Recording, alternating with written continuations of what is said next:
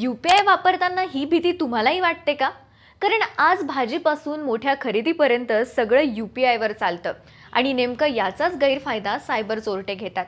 पण थोडी काळजी घेतली ना तर तुम्ही सहज सुरक्षित राहू शकता.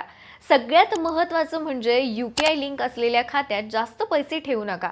शक्यतो वेगळं सेव्हिंग अकाउंट ठेवा आणि त्यात मर्यादित रक्कम ठेवा.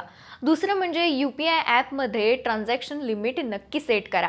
पेमेंट करताना रिसिव्हरचं नाव नीट तपासा. QR स्कॅन घाईत करू नका.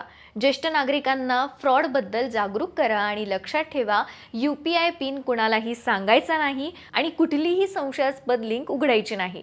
थोडी सावधगिरी तुमची सगळी कमाई वाचवू शकते. तुमच्यासोबत असं काही झालंय का?